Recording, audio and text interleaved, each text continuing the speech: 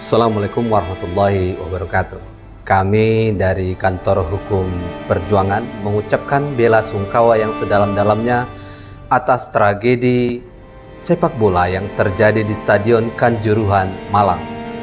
Hari ini kita coba berbincang-bincang dengan senior pengacara yang ada di Kantor Hukum Pengacara untuk melihat atau menganalisa sejauh mana tentang kerusuhan ini terjadi. Ikuti kita terus di Kantor Hukum Perjuangan. Assalamualaikum warahmatullahi wabarakatuh. Hari ini kita sudah kedatangan tamu, yaitu Bapak Nasril Haq Lubis, Sarjana Hukum. Sebagai bintang tamu kita, nanti coba kita melihat, mengundang, membicarakan tentang tragedi yang terjadi di Stadion Kanjuruhan, tentang kerusuhan sepak bola antara Arema Malang dengan Persebaya yang mengakibatkan meninggalnya ratusan orang. Baik, tanpa panjang lebar, kita langsung saja ke Bapak Nasril Haq Lubis, Sarjana Hukum. Selamat malam, Bapak. Selamat malam. Baik, bagaimana pandangan Bapak tentang kerusuhan yang terjadi pada tanggal 1 Oktober 2022 antara Arema Malang dengan Persebaya Surabaya? Kalau saya melihatnya begini, karena kita kan bukan pengamat sepak bola, Iya. kita melihat dari segi hukumnya saja. Baik. Begitu. Baik. Sebenarnya di negara kita ini sudah diatur, sudah banyak aturan-aturan tentang pedoman pengendalian massa, huru-hara dan lain sebagainya. Jadi itu banyak diatur dalam Perkap. Iya. Karena rata-rata pengamanan itu dilakukan oleh pihak kepolisian. Iya. Pihak TNI hanya membantu istilahnya di situ. Baik. Seperti misalnya Perkap nomor 16 tahun 2006 tentang pedoman pengendalian massa, Perkap nomor 1 tahun 2009 tentang penggunaan kekuatan tindakan kepolisian. Jadi perlu kita lihat yang saya lihat yang terjadi pada saat itu bukan bentrokan antara supporter sebenarnya. Nah, ini yang perlu digarisbawahi. Kalau bentrokan antar supporter mungkin massa PS massa. Iya. Nah, ini kan hanya kerusuhan. Nah, jadi yang harus kita garis bawahi berarti di sini diduga adanya pengamanan itu tidak dilakukan sesuai dengan. Kalau misalnya itu terjadi bentrokan, otomatis kan massa PS massa gitu. Iya. Nah, jadi sebenarnya yang perlu kita garis bawahi di sini, kerusuhan ini terjadi kan setelah pertandingan, bukan dalam pertandingan. Adanya setelah pertandingan, mereka kecewa akan kekalahan itu. Ada sebagian orang memasuki lapangan. Nah, sebenarnya polisi berhak melakukan tindakan represif dalam penanganan massa, tapi tidak boleh juga dengan power yang berlebihan. Baik, sebelum sampai di situ kan terjadi penembakan gas air mata. Bukankah kita tahu bahwa SOP-nya dalam stadion tersebut menurut aturan FIFA yang berlaku tidak boleh menggunakan gas air mata? Bagaimana ini? Sementara aturannya sudah ada tapi dilanggar gitu. Nah, ini sebenarnya baru saya baca juga. Iya. Nah, ketika melihat hukumnya tentang permasalahan ini, saya mendapati sebuah pasal tentang safety and security regulation.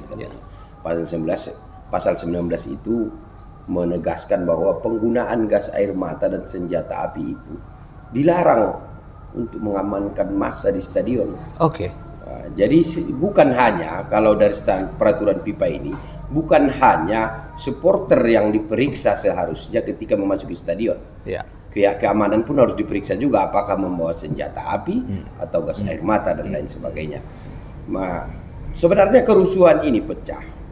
Kita lihat akibat adanya korban itu adalah karena berdesak-desakan, sesak napas. Baik. Bukan terjadi pukul-pukulan, pemukulan dan lain sebagainya. Meskipun dalam menghalau massa kita lihat ada juga pihak keamanan yang melakukan, ya menurut mereka mungkin itu adalah pengamanan standar. Gitu. Jadi kita melihat, kalau saya berpandangan, saya melihat ini ada dugaan atau ada potensi. Nanti kalau dilakukan pemeriksaan akan terdapat beberapa kesalahan prosedural. Dugaan saya di situ kesalahan prosedural dalam melakukan penanganan pengamanan ini. Karena seharusnya kan keamanan ini sudah tahu bahwasanya stadion itu memiliki pintu yang kecil. Iya. Ini kan sampai 400 ribuan kalau tidak salah masanya. Sampai 400 ribuan kalau nggak salah mas. Supporter yang hadir pada saat itu. Itu pun kalau yang saya baca juga terdapat di situ over kapasitas. Oh iya. Nah, ini penyakit di negara kita ini, bukan hanya stadion, penjara juga over kapasitas dan sebagainya kan begitu. Nah, ini sebenarnya over kapasitas ini akan menimbulkan suatu hal yang tidak kita dapat prediksi. Nah, ini kan masa banyak. Iya. Nah, jadi itu dia, bisa jadi mereka sudah tak duduk, ya kan? Selama itu datang lagi gas air mata yang mengarah ke stadion, katanya sebagian mengatakan ada dilakukan penembakan ke tribun penonton itu, sebagian mengatakan tidak ada dilakukan penembakan ke tribun, cuman asapnya pergi ke situ. Tapi sama saja itu, karena hal itu terjadilah keributan atau terjadilah desak-desakan yang mengakibatkan timbulnya korban jiwa. Nah, itu sebenarnya yang perlu kita pahami di sini. Jadi kalau dari segi pengendaliannya, segi ini harus diperiksa. Ya, keamanan ini harus diperiksa semua itu, kalau pendapat saya. Baik, itu tadi nanti akan ada pemeriksaan secara paralel mulai dari panitia, petugas keamanan dan segala macamnya. Bagaimana dengan korban? Apa hak yang akan mereka terima? Kemudian juga korban yang sekarang masih berada di rumah sakit. Ya. Kalau saya berpendapat negara harus hadir. Kalau sudah begini negara wajib hadir. Ya. Tapi kalau dari pernyataan-pernyataan mudah-mudahan menjadi implementasi ya. Ya. Presiden juga sudah berbicara tentang hal ini. Pak Mahfud MD juga sudah berbicara, Menteri Koordinator Bidang Hukum dan HAM sudah berbicara. Nah, terus ada juga berita yang menyatakan korban akan diberikan santunan apabila meninggal 10 juta dan biaya perawatan semua digratiskan dan lain sebagainya. Tapi kan tidak cukup sampai di situ. Setiap kejadian itu seharusnya menjadi pelajaran bagi kita. Baik. Jadi kalau saya melihatnya begitu, ini harus diperiksa semuanya kalau pendapat saya. Panpelnya juga, panitia pelaksananya, bahkan supporternya pun harus dilihat juga. Ini kalau sekarang kan sudah. Apakah secara hukum peradilan khusus untuk menangani ini ada atau hanya pengadilan umum saja atau seperti apa? Oh tidak, kalau peradilannya, kalau tentang kode etik kepolisian ya masuk ke kode etik. Tapi kalau ada pidananya, maka itu akan masuk ke penyidikan, penuntutan dan persidangan. Kalau ada pidananya nanti ditemukan. Tapi kebiasaannya di negara kita ini kadang ada istilah panas-panas tai ayam. Apa itu Pak? Wah, mungkin lagi panas begini, semualah berkomentar. Baik. Tapi nanti tidak dikawal kasus ini.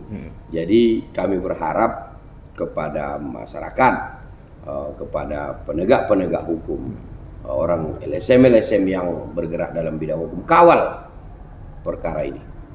Kawal sampai dia selesai tuntas. Dan kedepannya kita menginginkan tidak lagi terjadi hal-hal seperti ini. Karena sudah jelas aturan-aturan mengenai pengendalian massa, huru-hara, pengendalian huru-hara, penangguhan huru-hara, cara bertindak juga sudah jelas. Baik. Jadi ini jangan terjadi lagi. Kalau memang ada aparat atau pihak keamanan yang melakukan pelanggaran, tindak tegas. Baik, sebagai closing statement, apa ucapan yang akan kita berikan kepada korban atas terjadinya kerusuhan ini? Silakan. Ke kamera, Pak. Kalau dari saya, ya saya kepada keluarga korban, apalagi yang meninggal, saya ucapkan turut berduka cita. Mudah-mudahan diberikan kesabaran. Bagi yang masih di rumah sakit, kuat, sehat, kembali beraktivitas seperti biasanya. Terus kalau untuk negara, ini yang paling penting sebenarnya. Kalau untuk negara, proses ini semua, tuntaskan ini. Jangan lagi terjadi seperti ini. di dunia sepak bola. Karena sepak bola ini kita tahu kalau katanya orang-orang politik sering juga politisi sering juga menunggangi persepak bolaan ini karena memang masyarakat kita sangat cinta akan sepak bola ini. Iya. Jadi apalagi saat ini timnas kita lagi naik daun lagi naik daun. Iya, iya. Bisa jadi nanti akibat ini kita diberikan sanksi. Iya. Bukan prestasi jadinya. Jadi kena sanksi jadinya kan karena ada peraturan FIFA yang telah dilanggar. Kalau untuk panpelnya, panitia pelaksana ini harus diletakkan orang-orang yang memang mengerti tentang sepak bola, tentang pengamanan dan lain sebagainya. Kalau dia tidak mengerti, buang saja begitu. Atau kalau memang panitianya di sini yang melakukan kesalahan, berikan saja hukuman begitu. Kalau di luar negeri sering kita lihat, jangankan panitia, misalnya supporter yang tidak boleh lagi menonton ke stadion seumur hidup misalnya. Lakukan tindakan-tindakan yang seperti itu. Bagi juga supporter, ini juga supporter kita kan kadang kalau pakai kata terlalu kan euforia, euforianya ngeri. Kalau supporter kita ini, jadi harus siap juga kalah. Harus siap juga menerima kekalahan. Jangan sikit-sikit kalah rusuh, sikit-sikit kalah rusuh. Kita lihat supporter di luar negeri itu sudah sangat matang. Ya kan? Di Liga Inggris kita lihat hanya berjarak 1-2 meter dari garis lapangan. Tapi tidak pernah ada kejadian, jangankan melempar. Ya kan? Jangankan masuk lapangan, lempar saja tidak. Kalau negara kita lihatlah stadion pasti punya kawat tinggi, tapi itu pun masih bisa dijebol. Artinya kurangnya juga kesadaran daripada supporter-supporter. Baik, terima kasih atas penjelasan dari Bapak Nasril Haq Lubis, pengacara dari Kantor Hukum Perjuangan. Baik, terima kasih. Cukup sampai di sini pembahasan kita tentang tragedi yang terjadi di Arema dan Persebaya. Mudah-mudahan ada solusi yang kita dapatkan untuk kedepannya. Wabillahi taufiq wal hidayah. Assalamualaikum warahmatullahi wabarakatuh. Jangan lupa subscribe. Wassalam.